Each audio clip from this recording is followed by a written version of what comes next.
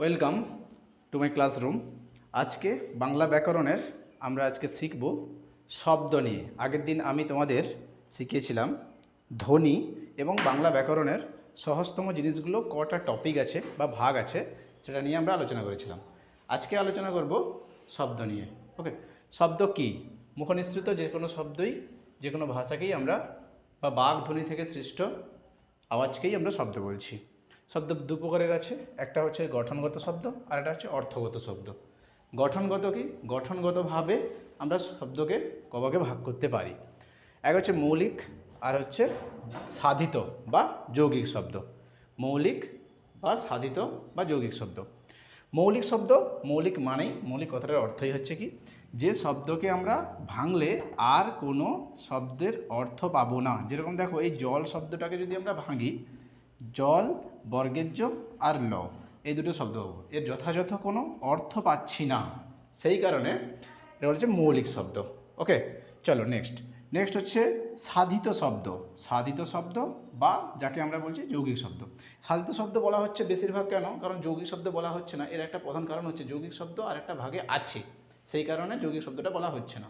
সাধিত শব্দ, সাধিত শব্দ অর্থাৎ যে শব্দটা দুটো অর্থযুক্ত শব্দের মিলনে গঠিত হচ্ছে। এই সাধিত শব্দকে দুটো ভাগে ভাগ করা যায়। এক হচ্ছে প্রকৃতি প্রত্যয় দ্বারা সৃষ্ট শব্দ আর হচ্ছে সমাস দ্বারা সৃষ্ট শব্দ। ওকে, প্রকৃতি প্রত্যয় দ্বারা সৃষ্ট শব্দ মানে প্রকৃতি প্রত্যয় অর্থাৎ প্রত্যয় দ্বারা যে শব্দটা গঠিত হয়। গতি, এই গতি শব্দটা গম প্রত্যয়, কৃত প্রত্যয় আর তি দিয়ে এটা সৃষ্টি হয়েছে গতি।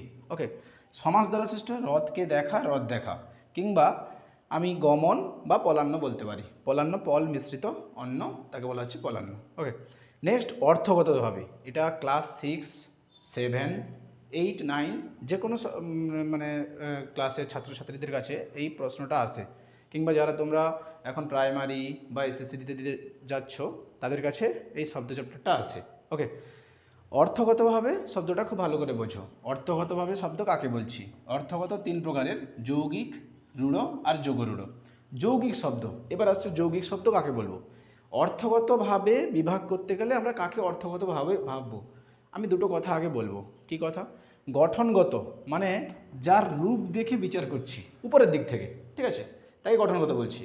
আর অর্থগত কি না, অর্থগত হচ্ছে ভিতরের দিক থেকে, অর্থের দিক থেকে কি ব্যাপারটা বোঝানো যায়, ঠিক আছে।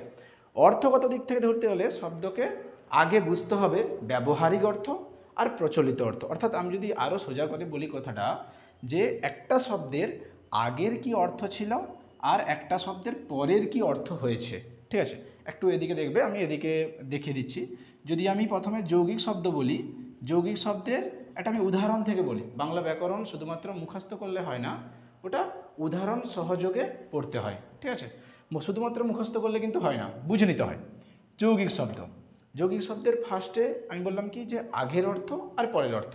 আমি একটা কথা বলি, যে গায়ক, গায়ক এই শব্দটার পূর্বে যে প্রচলিত ছিল গই যুক্ত অক, গই যুক্ত অক, অর্থাৎ যিনি গান করেন, যিনি গান করেন।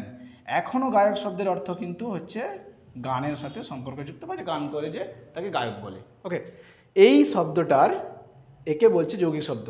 তাকে না, যার আগের অর্থ, সোজা বাংলায় একবারে বলি, আগের অর্থ বা যাকে আমরা বলি পূর্বের অর্থ, আর এখন প্রচলিত অর্থ বা ব্যবহারিক অর্থ, তাকে বলা হচ্ছে কি না, তাকে বলা হচ্ছে যৌগিক শব্দ।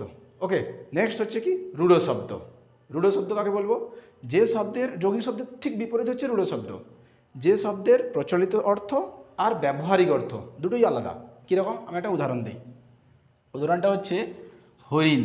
আমি আমার ছাত্রছাত্রীদের সকলকেই বলে থাকি এই উদাহরণটা। হরিণ, হরিণ কথার অর্থ কি আর হরিণ মানে কি? হরিণ এই শব্দটার সৃষ্টি হয়েছে, এই পেনটা বারবার ডিস্টার্ব করছে, হ্যাঁ। তো হরিণ এই শব্দটার সৃষ্টি হচ্ছে হ্রিযুক্ত নিন থেকে। হ্রি মানে হচ্ছে হরণ করা। ওকে, হরণ করা, হরণ করা মানে সোজা কথায় চুরি করা। চুরি করা মানেই আগের অর্থে হরিণ বোঝাতো। আর এখন হরিণ মানে কি বোঝাচ্ছে? এখন হরিণ মানে মনে হচ্ছে সুদৃশ্য একটা প্রাণী, সুদৃশ্য একটা প্রাণী। ওকে, এই হরিণের অর্থ দেখো দুটো ভাগে ভাগ হয়ে গেল। আগে বোঝাতো যে হরণ করে, এখন হচ্ছে সুদীর্ঘ যে প্রাণী, এটাই বলছে রূঢ় শব্দ। রূঢ় শব্দ মানে যার আগের অর্থ আর এখনকার অর্থ দুটো আলাদা। নেক্সট যোগরূঢ় শব্দ। যোগরূঢ় কথাটার মধ্যেই আছে যৌগিক আর রূঢ় যুক্ত হয়েছে। অর্থাৎ আমি যদি বলি একটা শব্দ, আমি এটা লিখলাম এখানে পঙ্কজ। পঙ্কজ শব্দটাকে ভাঙলে আমি পাবো পঙ্ক যুক্ত জন যুক্ত ড। পঙ্কজ, পঙ্ক জন যুক্ত ড, এটাকে বলা হয় প্রত্যয় যুক্ত হয়ে হয়েছে, উপপদ যুক্ত হয়ে। তাছাড়াও আমি এই পঙ্কজ শব্দের অর্থ যদি ধরি, যার একটি অর্থ কিংবা একাধিক অর্থ বোঝায়। পঙ্কজ মানে হচ্ছে পাকে জন্মে যে। এবার পাকে জন্মে কারা?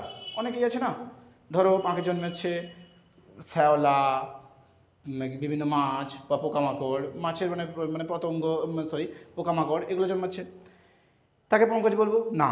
এখন পঙ্কজ শব্দ আমরা কী ক্ষেত্রে ব্যবহার করি না, পঙ্কজ শব্দ ব্যবহার করি পদ্য অর্থে। পদয়ম পদ্য অর্থে পঙ্কজ শব্দ ব্যবহার করছি।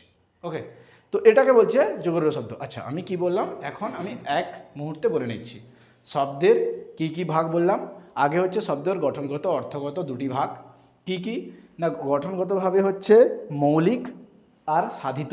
মৌলিক হচ্ছে কি না, যে শব্দটাকে ভাঙা যাবে না, যেরকম জল, মা ইত্যাদি শব্দ। সাধিত শব্দ কি, যেটাকে ভাঙা যাবে বা যে দুটো ভাগে ভাগ হয়ে সৃষ্টি হয়েছে বা যার দুটো অর্থ আছে, প্রকৃতি প্রত্যয়যুক্ত হয়ে আবার সমাসযুক্ত হয়ে। এই পার্টটা একটু বড়দের জন্য, ছোটদের জন্য 7 ক্লাস 7 9 এদের জন্য নয়, এটা এই পর্যন্ত মনে রাখলেই চলবে। প্রকৃতি প্রত্যয়যুক্ত হয়ে যেটা হচ্ছে তাকে বলা হচ্ছে সাধিত শব্দ সৃষ্টি হচ্ছে, আর সমাস দ্বারাও সাধিত শব্দ সৃষ্টি হচ্ছে। নেক্সট কি, নেক্সট হচ্ছে অর্থগত। এটাই ইম্পর্টেন্ট সবচেয়ে, এটা স্কুলে আসে বিভিন্ন স্কুলে। এটা কি অর্থগতভাবে, অর্থগতভাবে যৌগিক শব্দ, রূঢ় শব্দ, যোগরূঢ় শব্দ। ঠিক আছে, যৌগিক শব্দ কি না, যৌগিক শব্দ যার আগের অর্থ আর এখনকার অর্থ দুটো সমান। রূঢ় শব্দ যার আগের অর্থ এখনকার অর্থ দুটো আলাদা। যোগরূঢ় শব্দ হচ্ছে একটা শব্দের একাধিক অর্থ থাকলেও একটি অর্থ কেবলমাত্র এখন ব্যবহার করা হয়। ঠিক আছে, ঠিক আছে। নেক্সট আমি আবার নিয়ে আসবো ধনাত্মক শব্দ, শব্দদ্বৈত।